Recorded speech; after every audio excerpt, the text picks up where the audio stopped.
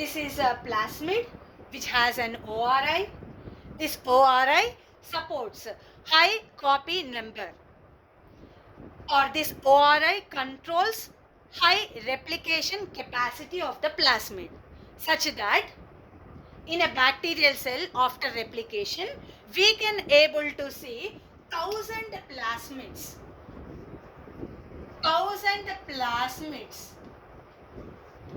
in a cell.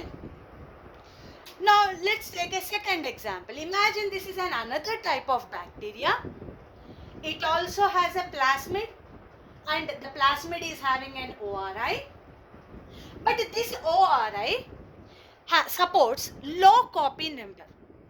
This ORI supports low copy number. That means what?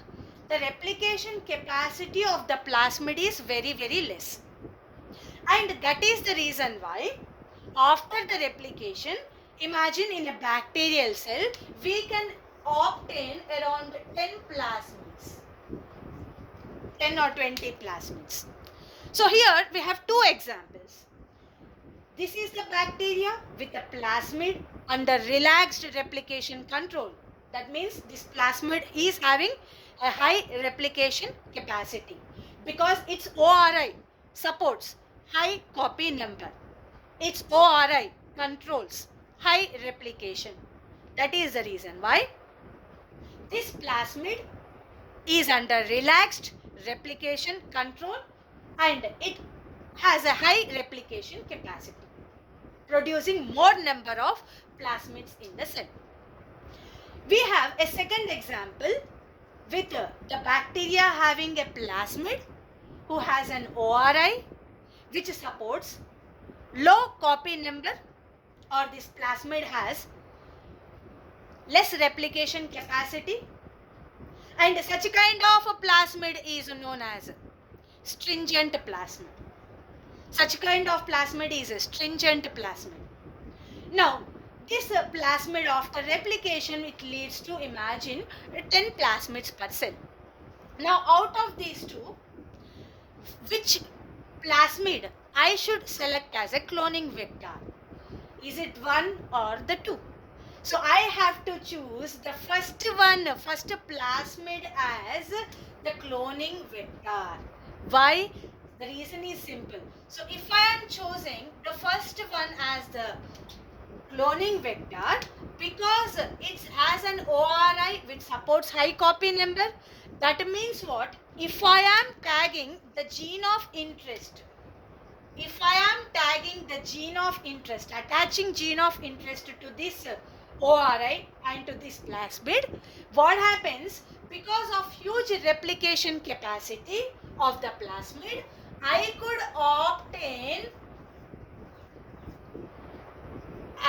obtain the gene of interest or the desired DNA fragments in high number, high quantity.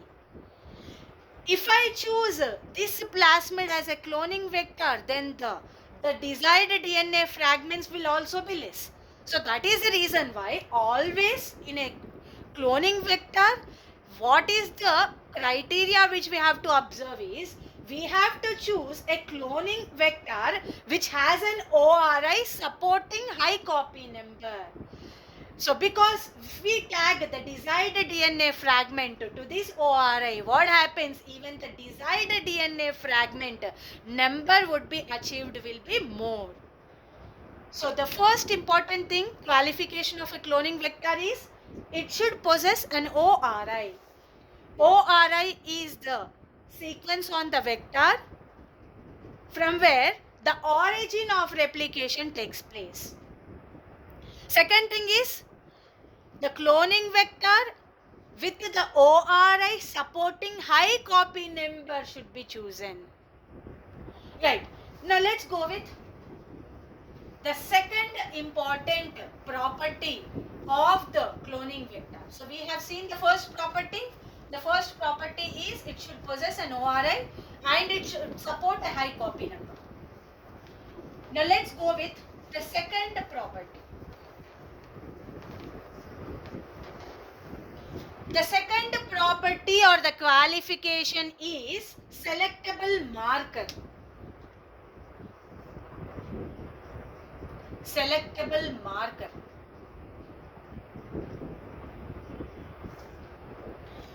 Now a cloning vector requires a selectable marker in it. What is the reason why it needs? Because selectable marker helps to identify the transformants while eliminating the non-transformants. So that means what? Let's take an example. To understand this, I am taking an example.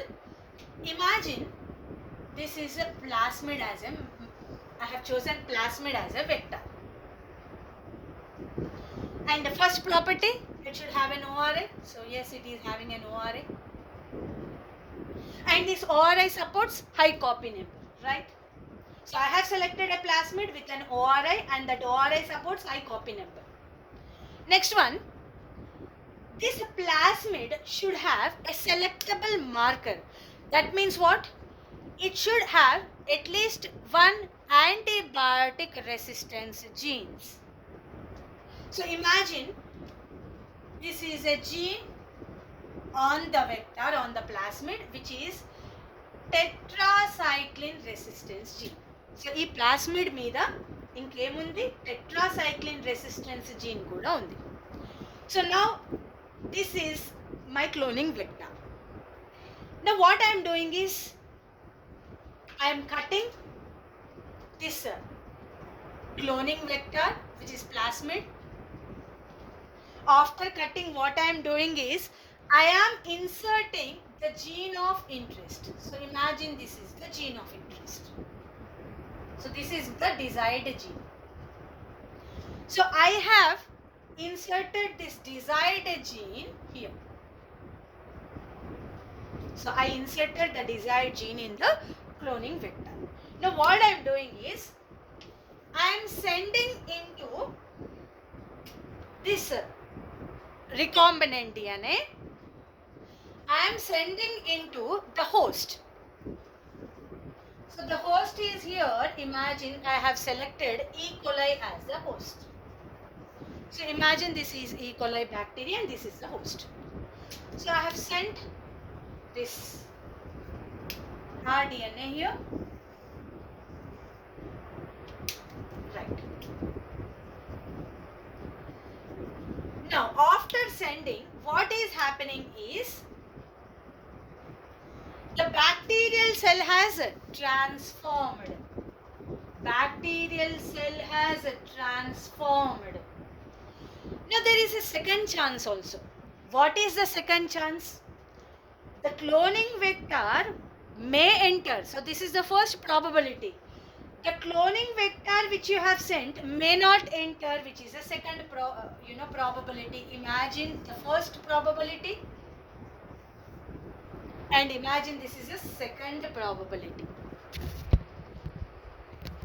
So imagine this is a second probability. So this is a first chance. It may enter or it may not enter. So this cell is known as a non-transformed cell.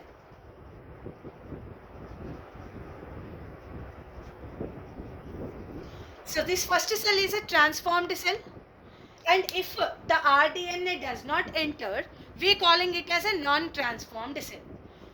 But then how to know that whether transformation has occurred or not? అసలు నా gene of interest E. coli లోపలికి వెళ్ళిందా లేదా, అసలు transformation జరిగిందా లేదా, how to find out? So it is with the help of selectable marker. Now here the antibiotic resistance gene, which is tetracycline resistance gene, is going to help me whether the transformation has occurred or not. Right? If transformation has occurred, now imagine if I am adding tetracycline antibiotic. ఈ bacterial cell మీద నేను tetracycline antibiotic add చేస్తున్నాను. I'm adding tetracycline antibiotic. So now this bacteria has the gene, right? Tetracycline resistance gene. Now this gene undergoes expression, transcription, translation, produces protein. Now this protein will detoxify the tetracycline antibiotic. So that means what? Is this E. coli is surviving or not? Yes, the E. coli will survive. Why the E. coli survive? Because it has a tetracycline resistance gene. Then tetracycline resistance gene undi ante, if it is having gene means, that means it should also have, the plasmid should also have the gene of interest. అంటే tetracycline resistance gene ఇందులో ఉంది అంటే plasmid ఉన్నట్టే లెక్క.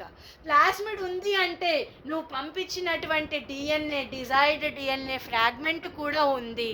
So it ultimately gives us a hint that desired DNA fragment is present in this E. coli.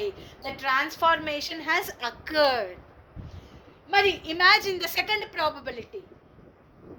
The sent RDNA ను పంపించాం మనం recombinant DNA, కానీ అది వెళ్ళలేదు. Imagine due to some failure the recombinant DNA did not enter into this E. coli cell. Second probability. Then how to, now that means what? This is a non-transformed cell. Now how to know whether it is transformed or non-transformed? So what we can do, we can add tetracycline. I am adding tetracycline antibiotic to this cell. If I am adding tetracycline antibiotic, what happens to this cell, E. coli cell? Will it survive or will it die? It will die. Because this E. coli is not having this plasmid. Because this E. coli is a non-transformed cell, because it is a non-transformed cell, that is the reason why the cell will die. That means it is indirectly giving us a hint that the gene of interest did not enter. The resistance plasmid enter kaledu, tetracycline resistance gene enter kaledu, and not even the DNA fragment, because plasmid enter aitene kada ivanni enter ayevi.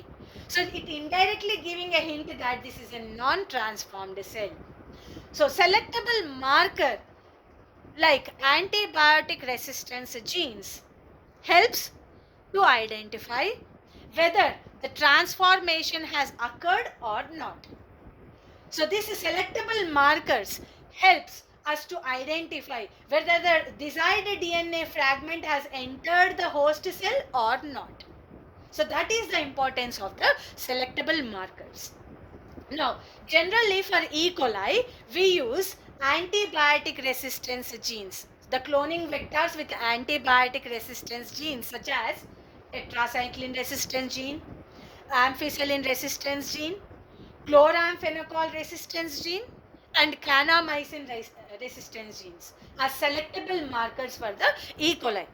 E. coliలో జనరల్గా ఇలాంటి jeans ఉండవు కాబట్టి ampicillin, tetracycline, chloramphenicol, kanamycin resistance jeans ఉండవు కాబట్టి మనం cloning వెక్టార్లో అలాంటి resistance జీన్స్ని add చేసి మనము పంపిస్తాము హోస్ట్లోకి, ఈ కొలైకి. And we will find out whether the transformation has occurred or not, whether the desired DNA fragment entered or not. And the next, atlane we have other mechanisms also, selectable markers, the gene which produces enzymes and all that we will be learning in the next classes, right?